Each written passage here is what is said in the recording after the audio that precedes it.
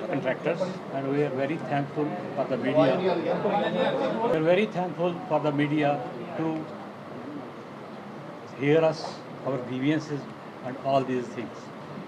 His President of PWD, his Vice President, General Secretary. There are so many problems we are addressing. He will speak for this. सबसे पहले मैं पूरी media का thanks करता हूं, जिनकी वजह से हम अपनी आवाज़ गवर्नमेंट के पास पहुंचा सकते हैं। और जितनी बार भी हमारी किसी ने अगर हेल्प की है वो एक मीडिया ही है जिसके माध्यम से हमने अपनी आवाज़ गवर्नमेंट तक पहुंचाई। और हमारी सुनवाई चंद अफसरान ने ही की, बाकी इसके ऊपर किसी ने भी कोई एक्शन नहीं लिया। सबसे पहले मैं PHE chief engineer Manish Bhatt उनके टेन्योर के ऊपर कुछ कहना चाहूँगा। चीफ इंजीनियर PHE 2 साल उनके यहाँ पे उनका टेन्योर पूरा हो गया।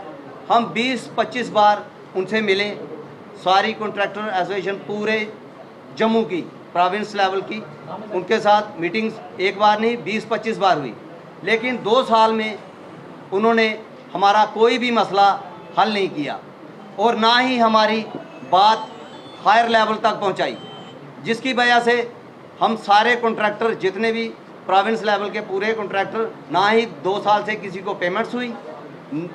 जितने भी हमने उनको मुद्दे अपने बताए वो सारे के सारे मुद्दे बिल्कुल कहीं भी टेकअप नहीं हुए और हमें आज तक 2 सालों में, पिछले 2 सालों में ना तो कोई पेमेंट हुई और ना ही हमारी कोई सुनवाई हुई।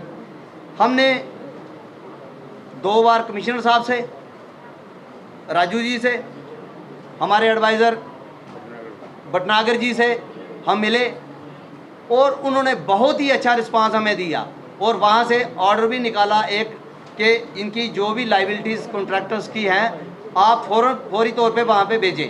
लेकिन हमारे चीफ इंजीनियर ने कुछ नहीं किया, ना तो कोई वहाँ पे लाइबिलिटीज़ भेजी, क्योंकि अगर इसने कुछ भेजा होता तो हमारी सुनवाई वहाँ पे ज़रूर हुई होती।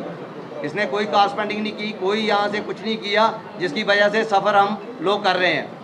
हमने सबसे बड़ा मुद्दा जो प्रधानमंत्री जी ने स्कीमें यहाँ पे JJM यहाँ पे चलाया, LG साहब उसके लिए पूरा इनिशिएटिव ले रहे हैं, लेकिन वो अगर स्कीम फ्लॉप होती है तो उसका मेन वजह जो है हमारा चीफ इंजीनियर है, क्योंकि इसने बाहर की जो जितनी भी जम्मू के जो कॉन्ट्रैक्टर थे उनको पेमेंट्स ही नहीं हुई तो उन्होंने टेंडर कहाँ से डालने थे। जिस कॉन्ट्रैक्टर की पेमेंट ही पूरी ब्लॉक हुई होगी वो आगे उसको बोलेंगे आप टेंडर डालें, वो कैसे टेंडर डालेगा। इसका मेन मोटिव बाहर की फर्मों को यहाँ लाना था, क्योंकि ये पूरी उम्र रहा ही ईरा में है और वहाँ से इसने फर्में करवा के सारा कुछ बाहर वाली फर्मों को दे दिया और जम्मू वाले आज तक सफ़र कर रहे हैं। ना तो इसने JJM को फ्लॉप करने वाला अगर कोई बंदा है तो ये मनीष भट्ट है।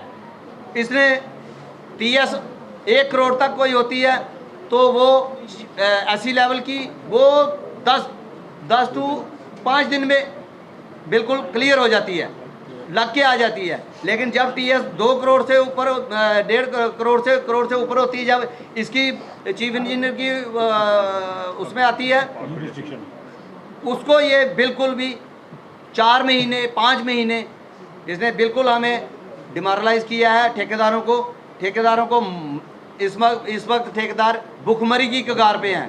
बैंक से इन्होंने लिमिटें ली हुई हैं। अगर कोई ठेकेदार टेंडर डाल रहा है वो इस वजह से डाल रहा है क्योंकि उसको लिमिट अपनी रिन्यू करवाने के लिए वहाँ पे अलॉटमेंट्स चाहिए, इसलिए वो टेंडर डाल रहा है, नहीं तो यहाँ पे कोई टेंडर भी ना डाले। हमारी लैंग्वेजिंग की स्कीम पहले जो थी JJM से पहले, वहाँ पे इन्होंने क्या किया कि एडवाइज़र साहब ने कहा कि लैंग्वेजिंग में पैसे नहीं है, आप हमें लैंग्वेजिंग की लाइबिलिटी भेज दो, हम कॉन्ट्रैक्टर की ओल्ड लाइबिलिटीज़ दे देंगे और बाकी वाली जो है वो कैंसिल कर देंगे अलॉटमेंटें। लेकिन इन्होंने कुछ भी नहीं किया। 2 साल में हम सफ़र कर रहे हैं। हमारी मीडिया से और हाँ लेवल लेफ्टिनेंट गवर्नर साहब से हाथ जोड़ के विनती है कि ऐसे चीफ इंजीनियर को फौरी तौर पे यहाँ से कहीं और लगाया जाए और जो कोई अच्छा आपकी नज़र में ईमानदार एजेंसियों को तो पता होता है कि कौन ईमानदार बंदा है, उसको यहाँ पे लगाया जाए जो हमारे जम्मू के ठेकेदारों की आवाज़ सुन सके और हमारे जो पेंडिंग लाइबिलिटीज़ हैं और जो कुछ है वो हमें पेमेंट्स जो है रिलीज़ हो सके। एक कॉन्ट्रैक्टर की कम से कम किसी की 1.5 करोड़, किसी की 2 करोड़, किसी की 4 करोड़, किसी की 8 करोड़, किसी की 15 करोड़, मतलब कि यहाँ पे देखो सेंट्रल गवर्नमेंट ने यहाँ पे बोल रहे हैं कि हमने 600 करोड़ भेजा, 800 करोड़ भेजा, लेकिन ठेकेदारों की अगर लाइबिलिटी पूरी की पूरी वैसी की जो की तो पड़ी हुई है तो वो पेमेंट कहाँ गई? वो पैसा जो है जो सेंट्रल गवर्नमेंट ने भेजा वो पैसा कौन ले गया? पूरा साल कॉन्ट्रैक्टर काम करता है लेकिन लास्ट में मार्च में ये पेमेंट देते हैं, फंड्स रिलीज करते हैं और लास्ट में क्या होता है, हमारे जितने भी जो ऑनलाइन पोर्टल हैं, ऑनलाइन पोर्टल जो हैं वो ओवरलोड हो जाते हैं और बिल किसी का भी अपलोड नहीं होता, जिसकी वजह से क्या है कि पैसे फिर सरेंडर हो जाते हैं। इसकी वजह से हम सारे लोग सरेंडर अपनी पेमेंट का कुछ भी वो नहीं ले पा रहे, हम काम कैसे करेंगे? अब हमारे PWD से जो प्रेसिडेंट नरेंद्र जी हैं, नरेंद्र जी अपनी बात रखेंगे। पर्सन्स का शुक्रिया अदा करता हूं जिन्होंने अपना कीमती वक्त निकालकर हम लोगों की जो प्रॉब्लम्स हैं कॉन्ट्रैक्टर्स एसोसिएशन की तरफ से जो हम लोग हाईलाइट कर रहे हैं, जैसे हमारे वाइस प्रेसिडेंट साहब ने बोला कि हम लोग, अगर मैं सही माने में बोलूं तो हम लोग जो है इस गवर्नमेंट के फाइनेंसर हैं। ठेकेदार कम्युनिटी एक ऐसी कम्युनिटी है जो अपना घर गिरवी रखकर अपने बीवी बच्चों के जो सेविंग्स है उनको रख के पल्ले से पैसे लगा के बैंकों से कर्जा लेके काम करते हैं और आज इस पोजीशन में है कि हम लोग भिखमंगों की तरह इस गवर्नमेंट से अपने पैसे का क्लेम कर रहे हैं। लिहाजा आप लोगों के ये फर्ज भी बनता है और हम लोग आपसे यही रिक्वेस्ट करेंगे कि हमारी जो ये प्रॉब्लम्स हैं इन्हें LG साहब तक, गवर्नमेंट तक पहुँचाया जाए ताकि हम लोग सर्वाइव कर सकें, हमें हमारी पेमेंट इन टाइम की जाए, क्योंकि ठेकेदार जो है पल्ले से पैसे लगाकर बाद में पैसे वसूल करते हैं और हमारे ये संतरी मंत्री आते हैं, रिबन काटा और चलते बने।